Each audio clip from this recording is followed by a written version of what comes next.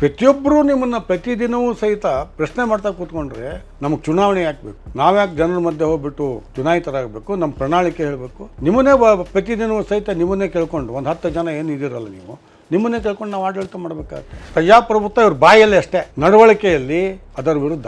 ಮಂಡ್ಯದ ಸಮ್ಮೇಳನದಲ್ಲಿ ಮೊದಲನೇ ದಿನದಿಂದಲೂ ಸಹಿತ ಕಾಟಾಚಾರವನ್ನು ಕೊಟ್ಟಿರ್ತಕ್ಕಂಥದ್ದು ಅಂದರೆ ಜಯಪ್ರಕಾಶ್ ಗೌಡರು, ಕರ್ನಾಟಕ ಸಂಘದ ಅಧ್ಯಕ್ಷರು. ಮಂಡ್ಯ ಸಾಹಿತ್ಯ ಸಮ್ಮೇಳನ ಮುಗಿದು ಒಂದೇ ದಿನಕ್ಕೆ ಇದೇನು ಸಾಹಿತ್ಯ ಸಮ್ಮೇಳನ ಮಂಡ್ಯದಲ್ಲಿ ನಡೆದಿದ್ದು, ಅದು ಎದಕ್ಕೆ ಇದು ಕಾಂಗ್ರೆಸ್ ಸಮ್ಮೇಳನ, ಇದು ರಾಜಕೀಯ ಸಮ್ಮೇಳನ ಆಯಿತು. ಹಾವೇರಿ ಸಮ್ಮೇಳನವನ್ನು ಇದೇ ಥರ ಇರ್ತದೆ ಅಂದರೆ ಹಾವೇರಿ ಸಮ್ಮೇಳನ ಅಂದರು. ನಾವು ಕನ್ನಡಿಗರು, ನೀವು ಸಹಿತ ಕನ್ನಡಿಗರು ಅಂತ ಕನ್ನಡಿಗರೇ ನಾವು ಹೊಡೆದಾಟ ಮಾಡಬಾರ್ದು. ಬೇರೆಯವರು ನಮ್ಮನ್ನು ನೋಡ್ಕೊಂಡು ನಗುತ್ತಾರೆ. 30,000 ಜನ ಏನಾದ್ರು ಬಂದುಬಿಟ್ರೆ ನಾವು ಮೀಸೆ ಬೆಳೆಸ್ಕೊಂಡ್ಬಿಡ್ತೀವಿ, ತಲೆ ತಗ್ಗಿಸ್ಬಿಡ್ತೀವಿ, ತಲೆನೇ ಎತ್ತಲ್ಲ ಅಂತ ಹೇಳಿ. ಅಧಿಕೃತವಾಗಿ 6 ಲಕ್ಷದಿಂದ 7 ಲಕ್ಷ ಜನ ಬಂದಿದ್ದಾರೆ ಅಂತ ಜಿಲ್ಲಾ ಆಡಳಿತನೇ ಹೇಳಿದೆ. ಮತ್ತು ತಲೆ ತಗ್ಗಿಸೋದೇನಾಯಿತು?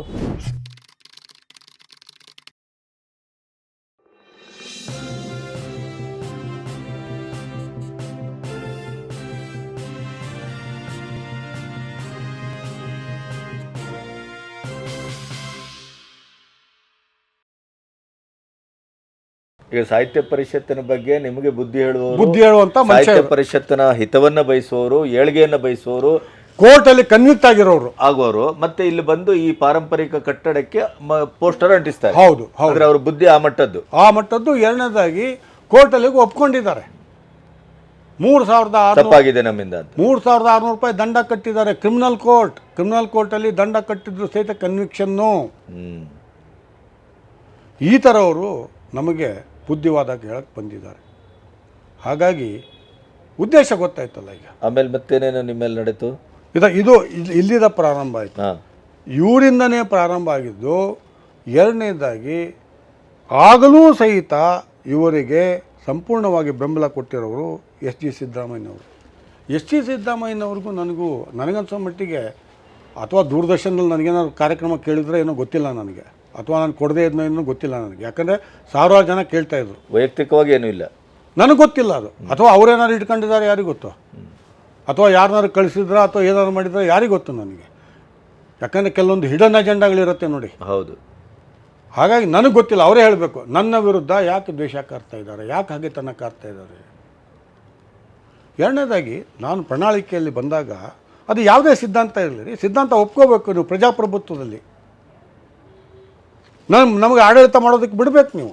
ಅಲ್ಲ, ಜನಾದೇಶ ಇದೆಯಲ್ಲ, ಜನಾದೇಶ ಇರಬೇಕಾದ್ರೆ ಅದನ್ನೇ ಹೇಳ್ತಾ ಇರೋದು.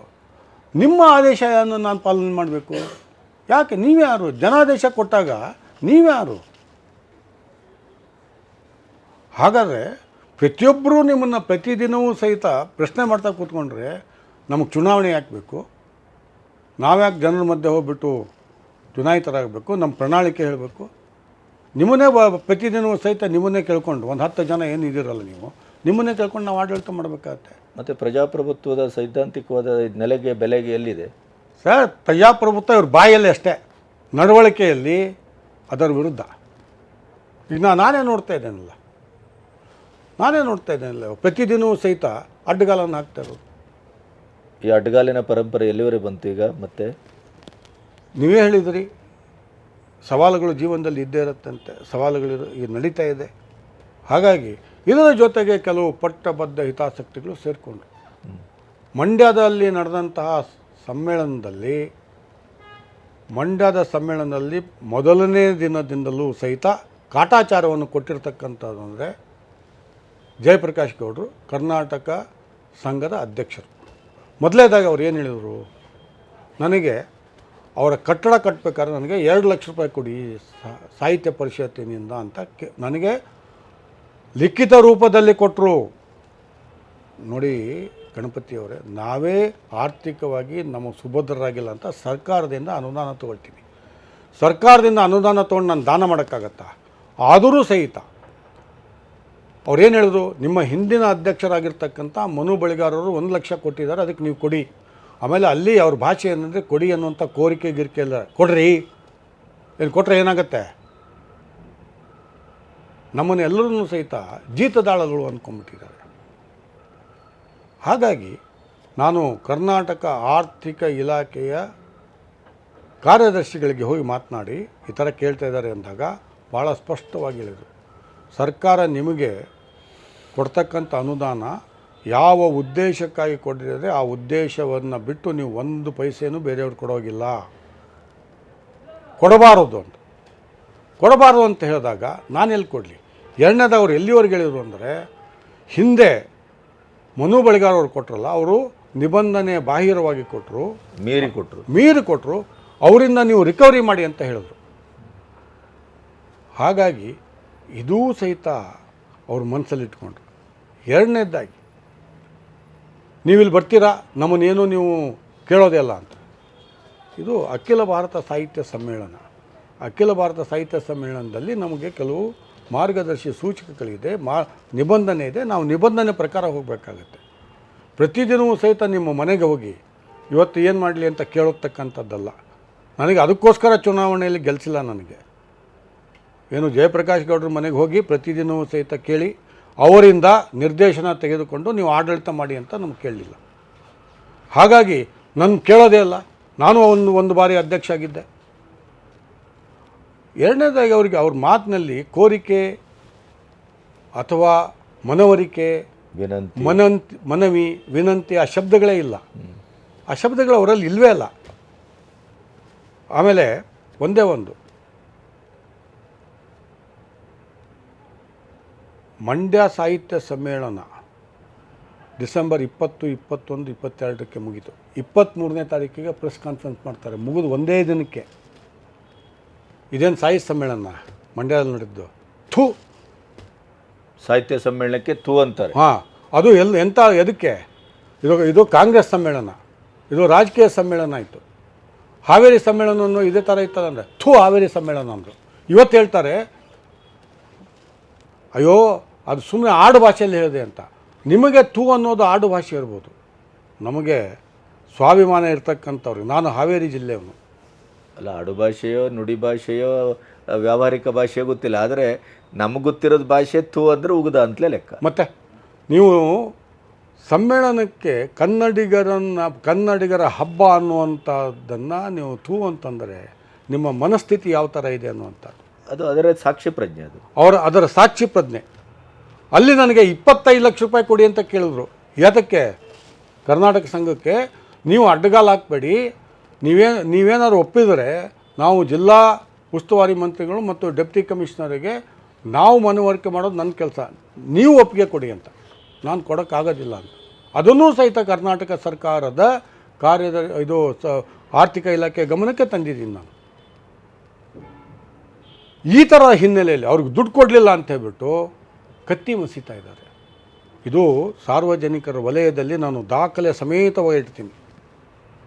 ಆವಾಗ ನಾನು ತಪ್ಪು ಮಾಡಿದರೆ ಖಂಡಿತವಾಗಿಯೂ ನನಗೆ ನೀವೇನು ಹೇಳ್ತೀರಾ ಅದು ನೀವೇ ಹೇಳಿ. ನಾನು ಮಾಧ್ಯಮದವನು, ನೀವು ಮಾಧ್ಯಮದವರು ಇದ್ದೀರಾ. ಸಾಹಿತ್ಯ ಪರಿಷತ್ತಿಗೆ ಕೊಡ್ತಕ್ಕಂಥ ಅನುದಾನದಿಂದ ನಾನು ಬೇರೆ ಸಂಸ್ಥೆಗೆ ದಾನ ಮಾಡೋಕ್ಕಾಗತ್ತಾ? ಈಗ ನಾವು ರಾಷ್ಟ್ರ ಮಟ್ಟದಲ್ಲೂ ಅದೇ ಆಗ್ತಾ ಇದೆಯಲ್ಲ. IMF ಇಂದ ಬಂದ ಪಾಕಿಸ್ತಾನಕ್ಕೆ ಕೊಟ್ಟ ದುಡ್ಡನ್ನು ಯಾವ ಉದ್ದೇಶಕ್ಕೆ ಕೊಟ್ಟಿದ್ರು ಅದಕ್ಕೆ ಮಾತ್ರ ಬಳಸಿ ಅಂತ, ಮತ್ತೆ ಅದಕ್ಕೆ ಅವ್ರು ಬಳಸ್ತಾ ಇಲ್ಲ, ಅದರಿಂದ ಕೊಡಬೇಡಿ ಅಂತ. ಮತ್ತೆ ಈಗ ಎಲ್ಲ ಕಡೆಯೂ ಅದು ಸರ್ಕಾರದ ನಿಯಮ ಇರ್ತಕ್ಕಂಥದ್ದೇ, ಅದು ಅನ್ವಯಿಸ್ತದೆ. ಇವರಿಗೆ ಸರ್ಕಾರದ ನಿಯಮ ಇಲ್ಲ, ಕೋರ್ಟಿನ ಆದೇಶಗಳು ಇಲ್ಲ. ಅಯ್ಯೋ ಯಾವ ಕೋರ್ಟ್ ಏನ್ರಿ? ಯಾವ ಕೋರ್ಟ? ಅವ್ರು ಮಾತಾಡಿರ್ತಕ್ಕಂಥ ತೋರಿಸ್ತೇನೆ ನಿಮಗೆ ದಾಖಲೆ. ನನ್ನ ಹತ್ರ ಎಲ್ಲವೂ ದಾಖಲೆಗಳಿದೆ. ಯಾವ ಕೋರ್ಟ್ ರೀ? ಈ ಥರ ಭಾಷೆ ಮಾತನಾಡ್ತಕ್ಕಂಥವ್ರಿಗೆ ನಾವು ಸಾಹಿತ್ಯದ ಭಾಷೆಯಲ್ಲಿ ಮಾತನಾಡೋಕ್ಕಾಗತ್ತ ನಾವು? ಹಾಗಾಗಿ ಅನಿವಾರ್ಯತೆ ಇವತ್ತು ನಾವು ಮಾಡಬಾರದು ಅನ್ನೂ ಸಹಿತ ಇವರು ಮಾಡಲೇಬೇಕಾಗಿರ್ತಕ್ಕಂಥ ಸ್ಥಿತಿಗೆ ನಮಗೆ ತಂದುಬಿಟ್ಬಿಟ್ಟಿದ್ದಾರೆ. ಹಾಗಾಗಿ ಕನ್ನಡ ಸಾಹಿತ್ಯ ಪರಿಷತ್ತಿಗೆ ನೋಡಿ, ಕನ್ನಡಿಗರು ಸ್ವಾಭಿಮಾನಿಗಳು. ಮೊದಲನೆಯ ಕನ್ನಡದ ರಾಜಮನೆತನ ಕದಂಬರು ಹುಟ್ಟಿರ್ತಕ್ಕಂಥದ್ದೇ, ಆ ಮನೆತನ ಹುಟ್ಟಿರ್ತಕ್ಕಂಥದ್ದೇ ಸ್ವಾಭಿಮಾನದಿಂದ. ಕನ್ನಡ ಸಾಹಿತ್ಯ ಪರಿಷತ್ತು ಸ್ವಾಭಿಮಾನದ ಸಂಕೇತ. ನಾವು ಯಾರೋ ಒಬ್ಬ ಜಯಪ್ರಕಾಶ್ ಗೌಡರು ಅಥವಾ ಎಸ್ ಟಿ ಸಿದ್ದರಾಮಯ್ಯನವರು ನಮಗೆ ಬೆದರಿಕೆ ಹಾಕ್ತಾರೆ ಅಂಥೇಳಿ ನಾವು ಸ್ವಾಭಿಮಾನವನ್ನು ಬಿಡ್ತಕ್ಕಂಥ ಹೇಡಿಗಳಲ್ಲ ನಾವು. ಹೇಡಿಗಳು ಖಂಡಿತ ಅಲ್ಲ. ನಾವು ಕನ್ನಡಿಗರು. ನಾವು ಆ ವೀರತನ, ಅದಕ್ಕೆ ಸಾಧುಗೆ ಸಾಧು, ಮಾಧುರ್ಯಂಗೆ ಮಾಧುರ್ಯಂ. ಯಾರು ಸಾಧುಗಳಿಗಿರ್ತಾರೆ, ನಾವು ಸಾಧುಗಳು ತಲೆ ಬಾಗ್ತೀವಿ. ಈ ತರಹದ ಈ ವರ್ತನೆ ಇದೆಯಲ್ಲ, ನನಗೆ ಇವರು ಸಾಹಿತಿಗಳು ಅಂತ ಹೇಳ್ತಾರಲ್ಲ, ಇದೇ ನನಗೆ ಭಾಳ ಬೇಸರ ಆಗ್ತಾಯಿದೆ. ಸಾಹಿತಿಗಳು ಹೇಗಿರಬೇಕು ಅಂದರೆ, ಅವರ ಸಾಹಿತ್ಯ ನಾವು ಅವ್ರನ್ನ ನೋಡಿದಾಗ ತಲೆಬಾಗಬೇಕು. ನಾವು ಕುವೆಂಪು ಅವರ ಸಾಹಿತ್ಯದಿಂದ ನಾನು ತಲೆಬಾಗ್ತೀವಿ. ಸೋತು ಬಂದೆನು ಗುರುವೆ ಅಂತ ಆ ಸಾಹಿತ್ಯವನ್ನು ನೋಡಿದಾಗ ನಾವು ಸೋತು ಬಂದಿದ್ದೇನು ಅಂತ ಅದನ್ನು ನಾವು ಆ ಗುರುಗಳ ಹತ್ರ ಭಾಳ ವಿನಯದಿಂದ ನಾವು ಒಪ್ಕೊಳ್ತಕ್ಕಂಥ ಅಂತಹ ಸಾಹಿತ್ಯ ಇವರ ಸಾಹಿತ್ಯ ಇದು. ಹಾಗಾಗಿ ಎಲ್ಲೋ ಒಂದು ಕಡೆ ಇದು ಎದುರಿಸಬೇಕು ಅಂದರೆ ಖಂಡಿತವಾಗಿಯೂ ಧೈರ್ಯದಿಂದ ಎದುರಿಸ್ತೀವಿ. ಕನ್ನಡ ಸಾಹಿತ್ಯ ಪರಿಷತ್ತಿನ ಕಾರ್ಯಕಾರಿ ಸಮಿತಿ ನಮ್ಮ ಜೊತೆಗೆ ಇದೆ. ಕನ್ನಡಿಗರು ನಮ್ಮ ಜೊತೆಗಿದ್ದಾಗ ನಾವು ಇವತ್ತುವರೆಗೂ ಸಹಿತ ಇವ್ರ ತರಹ ನಾವಿನ್ನೂ ಪ್ರವಾಸ ಪ್ರಾರಂಭ ಮಾಡಿಲ್ಲ. ಪ್ರವಾಸ ಪ್ರಾರಂಭ ಮಾಡ್ತೀವಿ. ನಮಗೆ ಜಿಲ್ಲೆ ಮಟ್ಟದಲ್ಲಿದೆ, ತಾಲೂಕು ಮಟ್ಟದಲ್ಲಿದೆ, ಹೋಬಳಿ ಮಟ್ಟದಲ್ಲಿದೆ. ನಾವು ಸಹಿತ, ಆದರೆ ನಾನು ಹೇಳ್ತೀನಿ ಕೇಳಿ, ಆ ದೌರ್ಭಾಗ್ಯದ ಸ್ಥಿತಿಗೆ ನಮ್ಮನ್ನು ತೆಗೆದುಕೊಂಡು ಹೋಗಬೇಡಿ ಅಂತ. ನಾವು ಕನ್ನಡಿಗರು, ನೀವು ಸಹಿತ ಕನ್ನಡಿಗರು ಅಂತ. ಕನ್ನಡಿಗರೇ ನಾವು ಹೊಡೆದಾಟ ಮಾಡಬಾರ್ದು. ಬೇರೆಯವರು ನಮ್ಮನ್ನು ನೋಡಿಕೊಂಡು ನಗುತ್ತಾರೆ. ಸಾಹಿತ್ಯ ಪರಿಷತ್ತಿನ ಅಧ್ಯಕ್ಷರ ವಿರುದ್ಧ ನೀವು ಕನ್ನಡಿಗರಾಗಿ ಹೋರಾಡ್ತಾ ಇದ್ದೀರಲ್ಲ ಅಂತ ಮರಾಠಿಗರು ನಗುತ್ತಾರೆ. ಯಾತಕ್ಕೆ ನಾನು ಇವ್ರ ವಿರುದ್ಧ ನಾನು ಪ್ರತಿಕ್ರಿಯೆಯನ್ನು ನಾನು ಹೆಚ್ಚಿಗೆ ಕೊಡಲಿಲ್ಲ ಅಂದರೆ ಬೇರೆಯವರಿಗೆ ನಾವು ನಗುಪಾಟ್ಲಾಗಬಾರ್ದು ಅಂತ. ಆದರೆ ಇದು ನಮ್ಮ ದೌರ್ಬಲ್ಯ ಅಂತ ತಿಳ್ಕೊಬೇಡಿ. ಕರೆಕ್ಟು, ದೌರ್ಬಲ್ಯ ಅಂತ ತಿಳ್ಕೊಬೇಡಿ. ಮಂಡ್ಯ ಸಾಹಿತ್ಯ ಸಮ್ಮೇಳನದಲ್ಲಿ ಬಾಡೂಟದ್ದು ಜೋರಾಯ್ತಲ್ಲ, ಅದಕ್ಕೂ ನನಗೆ ಸಂಬಂಧನೇ ಇಲ್ಲ. ಖಂಡಿತವಾಗಿ ನನಗೆ ಸಂಬಂಧ ಇಲ್ಲ. ನೋಡಿ, ಸಾಹಿತ್ಯ ಪರಿಷತ್ತಿನ ಅಧ್ಯಕ್ಷನಾಗಿ ನನ್ನ ಕೆಲಸ ಏನು ಅಂದರೆ, ಸಾಹಿತ್ಯಿಕವಾಗಿರ್ತಕ್ಕಂಥ ಗೋಷ್ಠಿ ಯಾರು, ಯಾವ ಸಾಹಿತಿಗಳನ್ನು ಕರಿಬೇಕು, ವೇದಿಕೆಗೆ ಯಾರ ಹೆಸರನ್ನು ಇಡಬೇಕು, ಪುಸ್ತಕ ಪ್ರದರ್ಶನಕ್ಕೆ ಎಷ್ಟು ಪುಸ್ತಕ ಇದನ್ನು ನಾವು ಕೊಡಬೇಕು, ವಾಣಿಜ್ಯ ಮಳಿಗೆಗಳು ಎಷ್ಟು ಬೇಕು, ಪುಸ್ತಕ ಮಳಿಗೆಗಳು ಎಷ್ಟು ಬೇಕು, ಇದು ನನ್ನ ಕೆಲಸ. ಊಟ, ವಸತಿ, ಶಾಮಿಯಾನ ಇದೆಲ್ಲ ಜಿಲ್ಲಾಡಳಿತ. ಎರಡನೇದಾಗಿ ಊಟಕ್ಕೇ ಒಂದು ಸಮಿತಿ ಇದೆ. ಆ ಸಮಿತಿ ಮೀಟಿಂಗಲ್ಲಿ ನಾನು ಒಂದು ಸರ್ತಿನೂ ಹೋಗಿಲ್ಲ. ನನಗೂ ಅದಕ್ಕೆ ಸಂಬಂಧನೇ ಇಲ್ಲ. ಆದರೆ ನನ್ನ ಮೇಲೆ ಗೂಬೆ ಕೊಡ್ಸೋದಕ್ಕೆ ನೋಡಿದರು. ಒಲ್ಲದ ಗಂಡಂಗೆ ಮೊಸರಲ್ಲೂ ಕಲ್ಲು ನೋಡಿದರು ಅಂತ ಹೇಳಿದರು. ಹಾಗಾಗಿ ಅದಕ್ಕೂ ನನಗೆ ಸಂಬಂಧನೇ ಇಲ್ಲ. ಹಾಗಾಗಿ ಇದು ಎಲ್ಲೋ ಒಂದು. ಆಮೇಲೆ ಇದಕ್ಕೆ ಹಿಂದ್ಗಡೆ ಪ್ರಚೋದನೆ ಕೊಡ್ತವ್ರು ಯಾರು? ಇದೇ ಜಯಪ್ರಕಾಶ್ ಗೌಡರು ಮತ್ತು ಮೀರಾ ಶಿವಲಿಂಗಯ್ಯ ಅಂತ ಆ ಸಂದರ್ಭದಲ್ಲಿ ಸಂಚಾಲಕಿಯನ್ನಾಗಿ ಮಾಡಿಕೊಂಡಿರ್ತಕ್ಕಂಥ ಇವರಿಬ್ಬರೇ. ಇವರಿಂದ ನಮಗೆ ಸಾಹಿತ್ಯ ಪರಿಷತ್ತಿನಲ್ಲಿ ಎಲ್ಲರೂ ಸಹಿತ ಇಡೀ ಮಂಡ್ಯದ ಜಿಲ್ಲೆ ಸಂಭ್ರಮದಿಂದ ಆಚರಣೆ ಮಾಡ್ತು. ಅವ್ರು ಏನು ಹೇಳಿದರು, 30,000 ಜನ ಏನಾದ್ರು ಬಂದುಬಿಟ್ರೆ ನಾವು ಮೀಸೆ ಬೆಳೆಸ್ಕೊಂಡ್ಬಿಡ್ತೀವಿ, ತಲೆ ತಗ್ಗಿಸ್ಬಿಡ್ತೀವಿ, ತಲೆನೇ ಎತ್ತಲ್ಲ ಅಂತ ಹೇಳಿದ್ರು. ಅಧಿಕೃತವಾಗಿ 6 ಲಕ್ಷದಿಂದ 7 ಲಕ್ಷ ಜನ ಬಂದಿದ್ದಾರೆ ಅಂತ ಜಿಲ್ಲಾಡಳಿತನೇ ಹೇಳಿದೆ. ಕೇಳಿದಾಗ ಅಯ್ಯೋ ಎಲ್ಲೋ ತಪ್ಪಾಯಿತು ನಂದು ಅಂತ. ಮತ್ತು ತಲೆ ತಗ್ಗಿಸೋದೇನಾಯಿತು, ಮೀಸೆ ಬಳಸ್ಕೊಳ್ಳೋದೇನಾಯಿತು? ಹಾಗಾಗಿ ಎಲ್ಲೋ ಭಾವನಾತ್ಮಕವಾಗಿ ಬೇರೆಯವರನ್ನು ಪ್ರಚೋದನೆ ಮಾಡೋದಕ್ಕೆ ಅಂಥವನ್ನು ಬಿಡಿ. ನೀವು ಹಿರಿಯರು, 76 ವರ್ಷ ಜಯಪ್ರಕಾಶ್ ಗೌಡರಿಗೆ ಆರೋಗ್ಯ ಸರಿಯಿಲ್ಲ. ನಮಗೆ ಮಾರ್ಗದರ್ಶನವನ್ನು ಮಾಡಬೇಕು ಅವರು. ಕರೆಕ್ಟು. ನಮಗೆ ಮಾರ್ಗದರ್ಶನವನ್ನು ಮಾಡ್ತಕ್ಕಂಥ ಆ ಸ್ಥಿತಿಯನ್ನು ಅವ್ರು ಮುಟ್ಟಬೇಕು. ಅವ್ರ ವಿರುದ್ಧ ಹೋರಾಟ ಮಾಡುವಂಥ ದುಸ್ಥಿತಿಗೆ ತರಬಾರ್ದು. ಅವರೇ ಕಾರಣ ಆಗ್ತಾರೆ. ಹಿರಿಯರಾಗಿದ್ದರೆ ಚಂದ. ಹಿರಿಯರಾಗಿರಬೇಕು. ಎರಡನೇದಾಗಿ ಭಾಷೆಯಲ್ಲಿ ಬದಲಾವಣೆ ಮಾಡ್ಕೋಬೇಕು. ಏಕವಚನದ ಸಾಹಿತ್ಯ ಪರಿಷತ್ತಿನ ಅಧ್ಯಕ್ಷನಿಗೆ ಏಕವಚನದಲ್ಲಿ ಮಾತನಾಡ್ತಕ್ಕಂಥದ್ದು ಮಂತ್ರಿಗಳ ಆದಿಯಾಗಿ ಯಾರೂ ಇವತ್ತುವರೆಗೆ ಮಾತನಾಡಿರಲಿಲ್ಲ. ಆ ಗೌರವ ಇದೆ. ಇದು ಈ ಸ್ಥಾನ ಇದೆಯಲ್ಲ, ನಾಲ್ವಡಿ ಕೃಷ್ಣರಾಜ ಒಡೆಯರು ಸ್ಥಾಪನೆ ಮಾಡಿರ್ತಕ್ಕಂಥದ್ದು ಎಂತಿಂಥವ್ರಿದ್ದಾರೆ. ಎಂತಿಂಥವ್ರು ಇಲ್ಲಿ ಅಧ್ಯಕ್ಷತೆಯನ್ನು ಡಿ ವಿ ಗುಂಡಪ್ಪನವರು, ಮಾಸ್ತಿಯವರು, ನಾಲ್ವಡಿ, ಆಮೇಲೆ ಅರಸು ಮನೆತನದವರು, ಜಿ ನಾರಾಯಣ ಅವರು, ಎಂತಿಂಥವ್ರಿದ್ದಾರೆ. ಹೌದಪ್ಪ. ಹಾಂ, ಆ ಪರಂಪರೆಯಲ್ಲಿ ನಾನು ಬಂದಿದ್ದೆ. ನಿಮಗೆ ಇಷ್ಟ ಆಗಲಿಲ್ಲ ಅಂದರೆ ನೀವು ಬರಬೇಡಿ, ಇಷ್ಟ ಆಗಲಿಲ್ಲ ಅಂದರೆ ದೂರ ಇರಿ. ಆದರೆ ಕಾಮಾಲೆ ಕಣ್ಣಿನಿಂದ ನೋಡ್ತಾ ನೋಡ್ತಾ ಪ್ರತಿದಿನವೂ ಸಹಿತ ನೋಡ್ತಾ ನಿಮ್ಮ ಸಮಯವನ್ನು ಸಹಿತ ವ್ಯರ್ಥ ಮಾಡ್ತಾಯಿದ್ದೀರ, ನಮ್ಮ ಸಮಯವನ್ನು ಸಹಿತ ವ್ಯರ್ಥ ಮಾಡ್ತಾಯಿದ್ದೀರ. ಹಾಗಾಗಿ ಅನಿವಾರ್ಯತೆ ಇರೋದ್ರಿಂದ ನಾನೆಲ್ಲ ಇವನ್ನ ಹೇಳಬೇಕಾಗತ್ತೆ. ಇಲ್ವಾರ ನಾನು ಹೇಳುವಂಥ ಅವಶ್ಯಕತೆ ಇರಲಿಲ್ಲ. ನೀವು ನನಗೆ ನಿಮ್ಮ ಬಗ್ಗೆ ಇರ್ತಕ್ಕಂಥ ಗುಣಗಳನ್ನು ನಾನು ಹೇಳಬೇಕಾಗತ್ತೆ. ಇವತ್ತು ಸಾಹಿತ್ಯ ಸಮ್ಮೇಳನದಲ್ಲಿ ಮತ್ತೇನಾದರೂ ಬೇರೆ ತಾಪತ್ರಯ ಮಾಡಿದ್ರೆ ನಿಮಗೆ?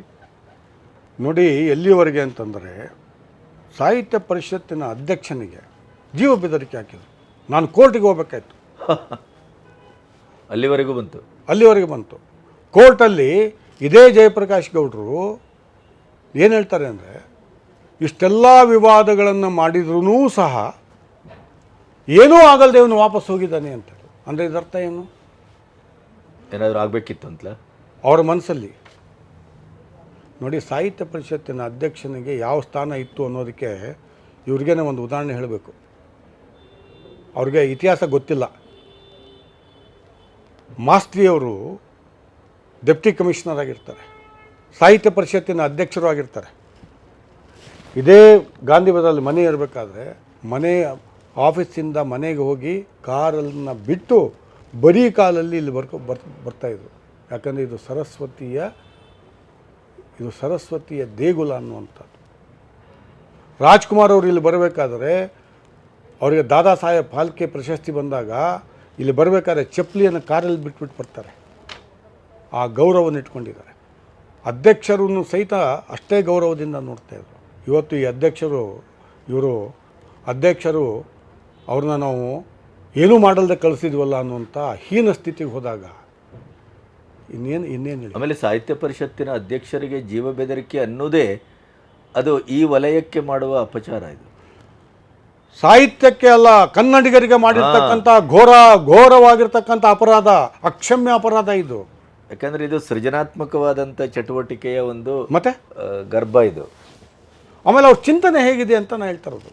ನಮಗೆ ಈ ಚಿಂತನೆಯೇ ಬರೋದಿಲ್ವಲ್ಲ. ಈ ಧಮಕಿ ಹಾಕೋದು, ಬೆದರಿಕೆ ಹಾಕೋದು, ಈ ಚಿಂತನೆಯೇ ನಮಗೆ ಬರೋದಿಲ್ಲ. ಚಿಂತನೆಯೇ ಬರೋದಿಲ್ಲ. ಅವ್ರಿಗೆ ಪ್ರತಿದಿನವೂ ಸಹಿತ ಇದೆ. ಅವ್ರು ಯಾರಿಗಾರು ಬಹುವಚನದಲ್ಲಿ ಮಾತಾಡಿರೋದು ತೋರಿಸಿ, ಅವನಿಗೇನಾಗತ್ತೆ?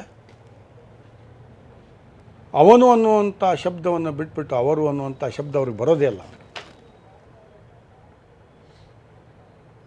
ಇದು ಎಲ್ಲೋ ಒಂದು ಭಾಳ ದೌರ್ಭಾಗ್ಯ. ಅದು ಅಷ್ಟೇ ಹೇಳ್ಬೋದು ನಾನು. ಮತ್ತು ಅದರ ನಂತರ ಇನ್ನೇನು ಈ ಕಿರುಕುಳ ಕೊಡುವ ಗುಂಪಿನ ಇನ್ನೇನೇನು ಆಯಿತು? ನಡೀತಾನೆ ಇದಲ್ಲ. ಇವತ್ತು ಮೊನ್ನೆ ಪ್ರತಿಭಟನೆ ಮಾಡಿದ್ರು. ಆ ಪ್ರತಿಭಟನೆಯಲ್ಲಿ ಇರೋರು ಯಾರು? ಮತ್ತೆ ಎಸ್ ಟಿ ಸಿದ್ದರಾಮಯ್ಯನವರು, ಬಂಜಿಗರಿ ಅವರು ನಿಮ್ಮನ್ನು ಕೆಳಗಿಳಿಸ್ಬೇಕು ಅಂತ ಅದನ್ನೇ ಹೇಳ್ತಾರೋದು. ಹಗೆತನ, ಅಸೂಯೆ. ಕಾರಣ ಏನು? ಬಯಲಾ ತಿದ್ದುಪಡಿ ಮಾಡ್ತಾರೆ ಅಂತ. ಬಯಲಾ ತಿದ್ದುಪಡಿ ನಾನು ಒಬ್ಬನೇ ಮಾಡೋಕ್ಕಾಗತ್ತಾ? ಅದಕ್ಕೆ ಅಲ್ಲ, ಯಾವುದಾದ್ರು ಒಂದು ಸಂಸ್ಥೆಯಲ್ಲಿ ಆ ಅಧ್ಯಕ್ಷ ಯಾರನ್ನೂ ಸಹಿತ ವಿಶ್ವಾಸಕ್ಕೆ ತೆಗೆದುಕೊಳ್ಳೋದೆ ಏಕಮುಖಿಯಾಗಿ ಸರ್ವಾಧಿಕಾರಿಗೆ ಮಾಡೋದಕ್ಕೆ ಸಾಧ್ಯನಾ? ನಮ್ಮಲ್ಲಿ ನೋಡಿ, ಬಯಲಾದಲ್ಲಿ ನಿಬಂಧನೆಯಲ್ಲಿ ಭಾಳ ಸ್ಪಷ್ಟವಾಗಿದೆ. ನಿಮಗೆ ಅದಕ್ಕೋಸ್ಕರನೇ ಹೇಳ್ತಾ ಇದ್ದೀನಿ. ನಿಬಂಧನೆಯಲ್ಲಿ 27ರಲ್ಲಿ 4 ಹಂತದಲ್ಲಿ ನಾವು ಬಯಲಾ ತಿದ್ದುಪಡಿ ಮಾಡಬೇಕಾಗತ್ತೆ. ಮೊದಲನೇದಾಗಿ ಏನಂದರೆ ಒಂದು ಉಪಸಮಿತಿಯನ್ನು ಮಾಡಬೇಕಾಗತ್ತೆ. ನಿಬಂಧನೆ ತಿದ್ದುಪಡಿ ಉಪಸಮಿತಿ. ಇದರ ಅಧ್ಯಕ್ಷತೆಯನ್ನು ನಿವೃತ್ತ ನ್ಯಾಯಮೂರ್ತಿಗಳು, ಕರ್ನಾಟಕ ಉಚ್ಚ ನ್ಯಾಯಾಲಯದ ನಿವೃತ್ತ ನ್ಯಾಯಮೂರ್ತಿಗಳಿರ್ತಾರೆ. ಅವ್ರ ಜೊತೆಗೆ ಒಬ್ಬ ನಿವೃತ್ತ ಜಿಲ್ಲಾ ನ್ಯಾಯಾಧೀಶರಿರ್ತಾರೆ. ಅವರನ್ನು ಸೇರಿಸ್ಕೊಂಡಾಗೆ 8 ಜನ ಒಟ್ಟಿರ್ತಾರೆ. 8 ಜನ ಕನಿಷ್ಠ, ಅವ್ರಿಗಿನ್ನ ಜಾಸ್ತಿನೂ ಇರ್ಬೋದು. ಅದಾದಮೇಲೆ ತಿದ್ದುಪಡಿ ಸಭೆ ಆಗುತ್ತೆ. ತಿದ್ದುಪಡಿ ಸಭೆ ಆದಮೇಲೆ ಕಾರ್ಯಕಾರಿ ಸಮಿತಿಯಲ್ಲಿ ಅನುಮೋದನೆ ಆಗುತ್ತೆ. ಅದಾದಮೇಲೆ ವಿಶೇಷ ಸಾಮಾನ್ಯ ಸಭೆ ಅನುಮೋದನೆ ಆಗುತ್ತೆ. ಇದೆಲ್ಲ ಆದಮೇಲೆ ಸರ್ಕಾರಕ್ಕೆ ಹೋಗುತ್ತೆ. ಇಷ್ಟೆಲ್ಲ ಆದ್ರೂ ಸಹಿತ ಅವ್ರಿಗೆ ಮನಸ್ಸಿಗೆ ಬರಲಿಲ್ಲ, ಅತೃಪ್ತಿ ಇತ್ತು ಅಂದರೆ ಕೋರ್ಟಲ್ಲಿ ಅವರು ಇದರ ವಿರುದ್ಧ ಹೋಗ್ಬೋದು. ಇವೆಲ್ಲ ಬಿಟ್ಬಿಟ್ಟು ಏಕಾಏಕಿ ಏಕಾಏಕಿ ಜೋಶಿ ಅವರು ತಿದ್ದೇ ಬಿಡ್ತಾರೆ. ನಾನು ಬದಲು ಇನ್ನೊಬ್ರು ಬೇರೆಯವರು ಮಾಡ್ತಾ ಇದ್ದಾರೆ ಇವರು. ಈ ಜೋಶಿ ಹೆಸರೇ ಸಮಸ್ಯೆಯಾ ಅಂತ ಅವ್ರನ್ನೇ ಕೇಳಬೇಕು ನೀವು. ನನ್ನಕ್ಕಿಂತ ನೀವು ಅವ್ರನ್ನ ಕೇಳಬೇಕು ಅಂತ. ಎರಡನೇದಾಗಿ ಹೇಳ್ತಾರೆ, ಜೋಶಿಯವರು ಯಾರು ಜೋಶಿಯವರ ವಿರುದ್ಧ ಮಾತನಾಡ್ತಾರೆ ಅವರ ಸದಸ್ಯತ್ವವನ್ನು ತೆಗೆದಾಕ್ಬಿಡ್ತಾರೆ. ಆ ಥರದ ಉದಾಹರಣೆ ಇದೆಯಾ? ಸದಸ್ಯತ್ವವನ್ನು ತೆಗೆದಬೇಕಾದ್ರೂ ಸಹಿತ ನಮಗೆ ನಿಬಂಧನೆಯಲ್ಲಿ ಸ್ಪಷ್ಟತೆ ಇದೆ, ಯಾವಾಗ ಮಾಡಬೇಕು ಅನ್ನೋದಿದೆ. ಒಬ್ಬ ಸದಸ್ಯ ಅಥವಾ ಸದಸ್ಯ ಸಂಸ್ಥೆಯ ವರ್ತನೆ ಪರಿಷತ್ತಿನ ಘನತೆ, ಗೌರವ ಮತ್ತು ಧ್ಯೇಯೋದ್ದೇಶಕ್ಕೆ ವಿರುದ್ಧ ಆದಾಗ ಅಂಥ ಸದಸ್ಯರಿಂದ ಅಥವಾ ಸಂಸ್ಥೆಯಿಂದ ವಿವರಣೆ ಪಡಿಬೇಕು ನಾನು. ಮೊದಲದು ಒಂದು ಶೋಕಾಸ್ ನೋಟಿಸ್ ಕೊಡಬೇಕು. ಏಕದಮ್ ತೆಗೆಯಂಗಿಲ್ಲ. ಶೋಕಾಸ್ ನೋಟಿಸ್ ಕೊಡಬೇಕು ಸರ್. ಶೋಕಾಸ್ ನೋಟಿಸ್ ಕೊಟ್ಟಾದ ಮೇಲೆ ಆ ಶೋಕಾಸ್ ನೋಟಿಸು ಸರಿಯಾಗಿದೆಯೋ ಇಲ್ವೋ, ತಾರ್ಕಿಕವಾಗಿದೆಯೋ ಇಲ್ವೋ ಅಂತ ನೋಡಿಕೊಂಡು ಅದಾದಮೇಲೆ ಸದಸ್ಯತ್ವವನ್ನು ತೆಗಿತಕ್ಕಂಥ ಅಧಿಕಾರ ಅಧ್ಯಕ್ಷರಿಗಿದೆ. ಇದು ಕೊಟ್ಟಾಗ ನೀವು ಏಕಾಏಕಿ ತೆಗೆದುಬಿಟ್ರು, ಏಕಾಏಕಿ ಮಾಡಿಬಿಟ್ರು. ನಾನು ಅದನ್ನು ಹೇಳಿದ್ದು, ಅವರು ಯಾರೂ ಸಹಿತ ಇದು ನಿಬಂಧನೆಯನ್ನು ಓದಿಲ್ಲ. ಪುಸ್ತಕವನ್ನು ಬರೆಯಲ್ದೆ, ಪುಸ್ತಕವನ್ನು ಓದಲ್ದೆ ವಿಮರ್ಶೆ ಮಾಡಿ, ನಾನು ಮಾಡಿರತಕ್ಕಂಥ ವಿಮರ್ಶೆ ಅತಿ ಶ್ರೇಷ್ಠವಾಗಿರ್ತಕ್ಕದ್ದು ಅಂತ ಅವರೇ ಪುಸ್ತಕ ಬರೆದು ನಮ್ಮ ಹತ್ರ ಇದಕ್ಕೊಂದು ಬಹುಮಾನ ಕೊಡಿ ಅಂತ ಬಂದಿದ್ದಾರೆ. ಬಹುಮಾನ ಕೊಡೋಕ್ಕಾಗತ್ತಾ? ಮೂಲ ಪುಸ್ತಕವನ್ನೇ ಓದಿಲ್ಲ ಅವರು. ಪುಸ್ತಕವನ್ನು ಓದಲ್ದೆ ವಿಮರ್ಶೆ ಮಾಡಿದ್ದಾರೆ. ಕುವೆಂಪು ಅವರ ಪುಸ್ತಕವನ್ನು ಓದಲ್ದೆ ಕುವೆಂಪು ಅವರ ಬಗ್ಗೆ ಇವರ ಚಿತ್ರಣವನ್ನು ಬರೀತಾ ಇರ್ತಕ್ಕಂಥ. ಇದನ್ನು ಯಾರು ಒಪ್ತಾರ? ಮೊದಲು ಅವರ ಪುಸ್ತಕವನ್ನು ಬರೀ ಓದೋದಲ್ಲ, ಅಧ್ಯಯನವನ್ನು ಮಾಡಬೇಕು, ಮನನ ಮಾಡಬೇಕು. ಓದಲ್ದೆ ಅವರು ವಿಮರ್ಶೆ ಮಾಡೋದಕ್ಕೆ ಯಾವ ಅಧಿಕಾರ ಇದೆ ಹೇಳಿ? ಇದು ಎರಡನೇದು. ಮೂರನೇದೇನು ಹೇಳ್ತಾರೆ, 2.5 ಕೋಟಿ ರೂಪಾಯಿ ಕನ್ನಡ ಸಾಹಿತ್ಯ ಪರಿಷತ್ತಿಗೆ ಜಿಲ್ಲಾಡಳಿತ ಕೊಟ್ಟಿದೆ. ಅದು ಪಾರಂಪರಿಕವಾಗಿ ಆಮೇಲೆ ನೋಡಿ ಗಣಪತಿಯವರೇ, ಇದು ಮೊದಲನೇ ಸಮ್ಮೇಳನ ಅಲ್ಲ ಸಾಹಿತ್ಯ ಪರಿಷತ್ತಿನ. ಇದು 87ನೇ ಸಮ್ಮೇಳನ. 86 ಸಮ್ಮೇಳನಗಳಾಗಿದೆ. ಪ್ರತಿ ವರ್ಷವೂ ಸಹಿತ ಜಿಲ್ಲಾಡಳಿತ ಕೇಂದ್ರ ಪರಿಷತ್ತಿಗೆ ಕೆಲವು ಪಾರಂಪರಿಕ, ಉದಾಹರಣೆಗೆ ನಾವು ಸಾವಿರಾರು ಜನನ್ನ ವಿಶೇಷ ಆಹ್ವಾನಿತರ ಕರಿತೀವಿ, ಅವ್ರಿಗೆ TADA ಕೊಡ್ತೀವಿ. ಅದರದ್ದು ದುಡ್ಡು ನಾವೇ ಕೊಡಬೇಕು. ಅದು ನಾವು ಎಲ್ಲಿದೆ ಕೊಡ್ತೀವಿ, ಅವ್ರು ನಮ್ಗೆ ಕೊಡ್ತಾರೆ. ನಾವು ಆಮೇಲೆ ಲೆಕ್ಕನ 6 ತಿಂಗಳೊಳಗಡೆ ನಾವು ಸರ್ಕಾರಕ್ಕೆ ಕೊಡ್ತೀವಿ. ಎರಡನೇದಾಗಿ ಇನ್ನೊಂದು ಏನಿದೆ ನಿಯಮದ ಪ್ರಕಾರ ಅಂದರೆ, ಭಾಳ ಸ್ಪಷ್ಟವಾಗಿರ್ತಕ್ಕಂಥದ್ದು ನಿಯಮದಲ್ಲಿ ಏನಿದೆ ಅಂದರೆ ನೋಡಿ, ಅಖಿಲ ಭಾರತ ಸಾಹಿತ್ಯ ಸಮ್ಮೇಳನ ಇದರಲ್ಲಿ 34(3) ಸಮ್ಮೇಳನದ ಲೆಕ್ಕಪತ್ರಗಳನ್ನು ಸ್ವಾಗತ ಸಮಿತಿ ಅಂತಂದರೆ ಇದೇ ಭಾಳ ಮುಖ್ಯವಾಗಿರ್ತಕ್ಕಂಥದ್ದು. ಅಲ್ಲಿ ಮುಖ್ಯಮಂತ್ರಿಗಳು ಅದು ಗೌರವಾನ್ವಿತ ಸಲಹೆಗಾರರಾಗಿರ್ತಾರೆ, ಅಂದರೆ ಮಾರ್ಗದರ್ಶಕರಾಗಿರ್ತಾರೆ. ಜೊತೆಗೆ ಉಸ್ತುವಾರಿ ಸಚಿವರು ಅಧ್ಯಕ್ಷರಾಗಿರ್ತಾರೆ. ನಾನು ಕಾರ್ಯಾಧ್ಯಕ್ಷನಾಗಿರ್ತೀನಿ. ಜಿಲ್ಲಾಧಿಕಾರಿಗಳು ಅದರ ಕೋಶಾಧ್ಯಕ್ಷರಾಗಿರ್ತಾರೆ. ಅವರು ಲೆಕ್ಕ ಪರಿಶೋಧನೆ ಮಾಡಿಸಿ ಸಮ್ಮೇಳನಕ್ಕೆ ಖರ್ಚು ಮಾಡಲಾಗಿ ಉಳಿದ ಮೊತ್ತವನ್ನು ಕೇಂದ್ರ ಪರಿಷತ್ತಿನ ಬ್ಯಾಂಕ್ ಖಾತೆಗೆ ಜಮಾ ಮಾಡಿ ಕೇಂದ್ರ ಪರಿಷತ್ತಿನ ಕಚೇರಿಗೆ ಮಾಹಿತಿ ಸಲ್ಲಿಸತಕ್ಕದ್ದು. ಅವರು ನಮಗೆ ಕೊಡಬೇಕು, ನಾನಲ್ಲ ಅವ್ರು ಕೊಡಬೇಕಾಗಿತ್ತು. ಈ ಮೊತ್ತವನ್ನು ಕೇಂದ್ರ ಪರಿಷತ್ತು ಆಯಾ ಜಿಲ್ಲಾ ಘಟಕದ ಅಭಿವೃದ್ಧಿಗಾಗಿ ವೆಚ್ಚ ಮಾಡಬೇಕು ಅಂತ. ಈ ಉದಾಹರಣೆಗೆ ಹಾವೇರಿ ಜಿಲ್ಲೆಯಲ್ಲಿ ಅಲ್ಲಿ ಉಳಿದಿರ್ತಕ್ಕಂಥ ದುಡ್ಡನ್ನು ಅವ್ರು ನಮಗೆ ಕೊಡಬೇಕು. ನಾವು ಅದನ್ನು ಫಿಕ್ಸ್ಡ್ ಡಿಪಾಸಿಟಲ್ಲಿ ಇಡ್ತೀವಿ, ಇಲ್ವಾರೆ ಅಲ್ಲಿಗೆ ನಾವು ಕೊಡ್ತೀವಿ. ಇದು ನಿಯಮ. ಇದೆಲ್ಲ ಬಿಟ್ಬಿಟ್ಟು ಯಾರೋ ಕೇಳಿದ್ರು ಅಂತೇಳ್ಬಿಟ್ಟು ನಾನು ಇವನ್ನೆಲ್ಲ ಗಾಳಿಗೆ ತೂರಿ ಏನೋ ಜಯಪ್ರಕಾಶ್ ಗೌಡರು ಕೇಳಿದ್ರು ಅಂತ ಅವ್ರ ಮನೆ ಹತ್ರ ಹೋಗಿ ನಾನು ಕೊಡೋಕ್ಕಾಗತ್ತಾ? ನಮಗೆ ನಿಬಂಧನೆ ಇದೆಯಲ್ಲ, ಇದು ನಮಗೆ ಸಂವಿಧಾನ. ಇದನ್ನು ನಾನು ಬಿಟ್ಬಿಟ್ಟು ಹೋಗೋಕ್ಕಾಗೋದಿಲ್ಲ. ಎಷ್ಟೇ ಪ್ರಭಾವಿತ ವ್ಯಕ್ತಿಯಾಗಿರ್ತಕ್ಕಂಥ ಜಯಪ್ರಕಾಶ್ ಗೌಡರು ಆದ್ರೂ ಸಹಿತ ನಾನು ಅವರಿಗೆ ತಲೆಬಾಗಲ್ಲ. ನಾನು ತಲೆಬಾಗೋದು ಕನ್ನಡ ಸಾಹಿತ್ಯ ಪರಿಷತ್ತಿನ ನಿಬಂಧನೆಗಳಿಗೆ, ವ್ಯಕ್ತಿಗೆ ಅಲ್ಲ. ಹಾಗಾಗಿ ಇದೆಲ್ಲ ಅಪಪ್ರಚಾರ, ದುರುದ್ದೇಶದ ಅಪಪ್ರಚಾರ ಇದು. ನೋಡಿ ಗಣಪತಿಯವರೇ, 100 ಸುಳ್ಳುಗಳನ್ನು ಹೇಳಿ ಸತ್ಯ ಅಂತ ಭ್ರಮಿಸ್ಬೋದು ನೀವು, ಆದರೆ ಅದರ ಮೇಲ್ಗಡೆ ಧೂಳು ಕೂತಿದೆ ಅಷ್ಟೇ. 100 ಸುಳ್ಳುಗಳ ಮೇಲೆ ಧೂಳು ಕೂತಿದೆ. ಆ ಧೂಳನ್ನು ಒರೆಸಿದಾಗ ಸತ್ಯ ಏನು ಅನ್ನೋದು ಗೊತ್ತೇ ಆಗುತ್ತೆ. ಕರೆಕ್ಟ್. ಇದೆಯಲ್ಲ, ಇದೇ ಸತ್ಯ. ಇದನ್ನು ಬಿಟ್ಬಿಟ್ಟು ನೀವೆಲ್ಲ ಇದೆಯಲ್ಲ ನಿಮ್ದೆಲ್ಲ ಮಿಥ್ಯ.